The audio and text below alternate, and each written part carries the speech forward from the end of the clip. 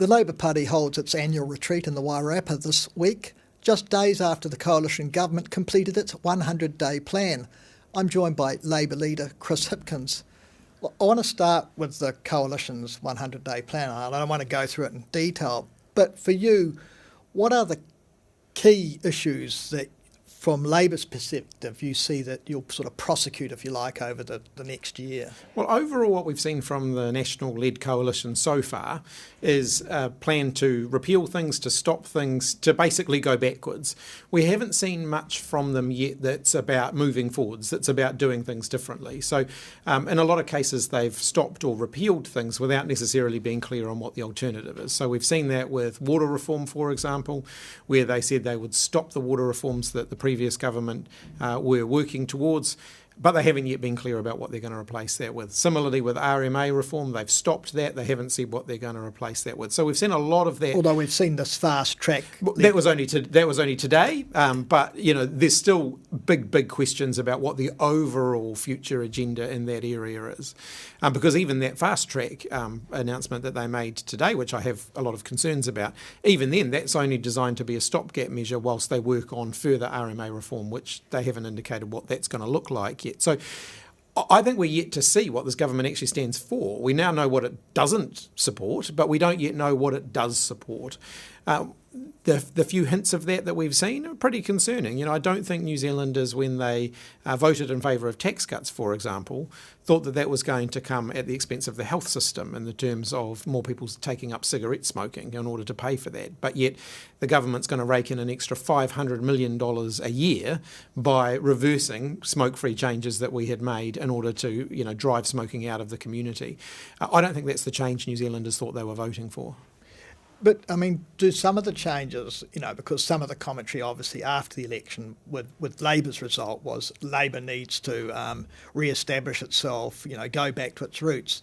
But have some of the changes that the government made, in a sense, made it easier for Labor because it's made some of those differences clearer by dumping a number of the policies that you'd put in place? Well, ultimately, Christopher Luxon, Nicola Willis and others went around the country before the election basically saying you can have everything that Labor's giving you and some tax cuts on the top. The reality is I think New Zealanders are now saying you can't. And the cuts to public services that they're seeing, the rollback of smoke-free legislation, bearing in mind the National Party never campaigned on that. In fact, they said they were going to support the smoke-free legislation that we had put in place. And they were going to go further. They were going to make pretty dramatic changes around vaping, which thus far we've yet to see any evidence of. So I think that that the overall kind of message from National now is that you can't have your cake and eat it too. You can't have everything that you are getting under Labor and tax cuts on top of that. It doesn't add up. Isn't some of that stuff, though, just a consequence of MMP? They clearly had to make some concessions to get support from, in that case, probably New Zealand First. I think when New Zealanders voted for MMP, going back into the 1990s,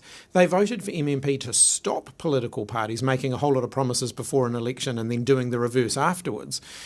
This current government seemed to be using MMP as the excuse to do exactly that. They're actually doing things that they specifically said they weren't going to do. Now, I understand in MMP you have to compromise. We ran a government for 6 years, and for 3 years of that we were working with two different parties who had quite different views of the world, the Greens and New Zealand First.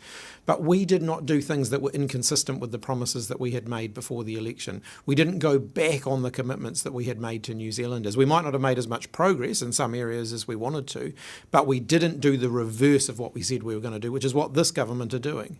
Well, talking about Labor, you've got this caucus retreat, which I think you normally have in January, but this week, what's going to be the main focus of discussion there? I think we'll be focused on a range of things. Obviously, there's still some of our team who are making the transition from government to opposition. So it's quite a different job. Being a government minister is very different to being an opposition MP. And so there's a professional development aspect to our caucus meetings at the moment, just making sure that everybody's understands the job that they've now got in front of them. And there'll be a bit of a focus on that in our away caucus. But we'll also be looking to the future. So we'll be looking to make sure that we're identifying the work that we want to do over the next 2.5 years as we head towards the next election.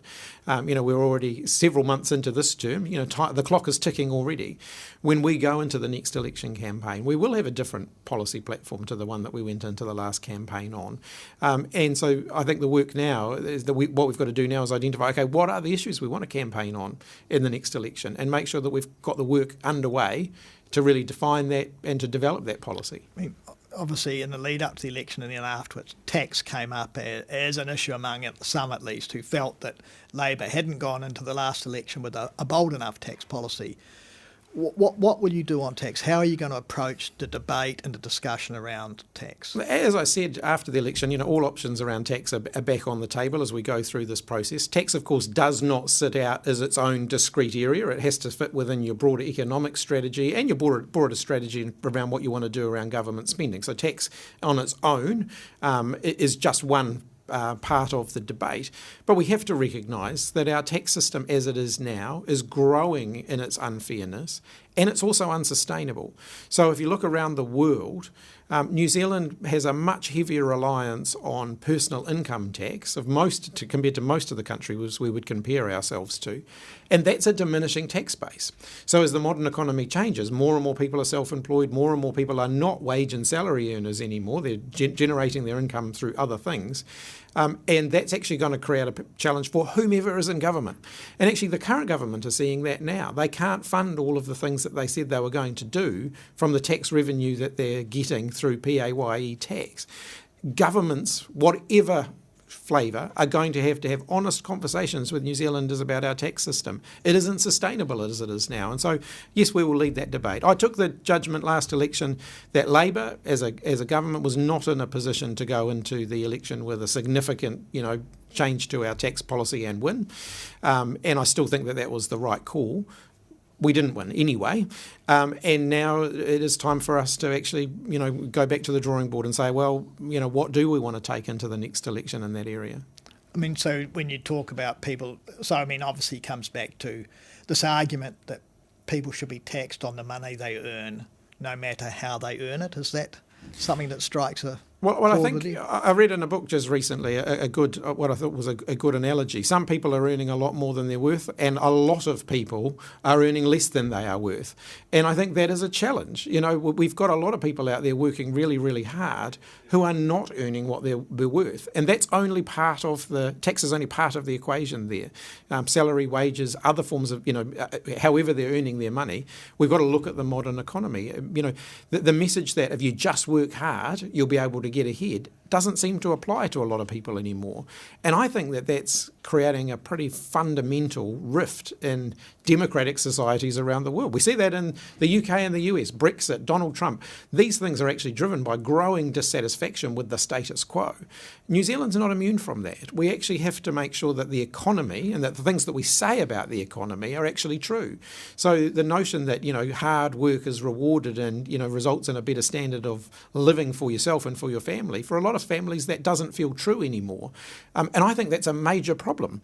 And so how do you shift and we've actually got to restore faith in the institutions of government and in the institutions of the economy if we're not going to end up with the sort of populist backlash that we see around the rest of the world. And so, yes, a debate about tax is part of that. A debate about how people earn their incomes is part of it. So let's look at, fair pay agreements. I thought were actually really important because they stop a race to the bottom where businesses compete against each other based on paying their staff less in order to drive down prices. That's not a sustainable way for New Zealanders to get ahead. I know all policies are back on the table, but, would a future Labor government bring back, if not fair pay agreement, something like it? Oh, we absolutely have to do something that stops this race to the bottom. This idea that different companies are competing with each other for contracts and so on by driving down wages, I think that's just crazy, and it is not going to result in, New Zealanders having the first world living standards that we expect to be able to have. Just finally, infrastructure and the cost of that, and we've talked about an infrastructure deficit for years and years and years. How do you see that being resolved? Ultimately, it is going to result in more government spending. Let's be really clear about that. We've had a focus over the last 40 years on reducing government spending as a proportion of the economy. And, it's gone up and down depending on economic cycles, but the overall focus has either been to contain it or to reduce it.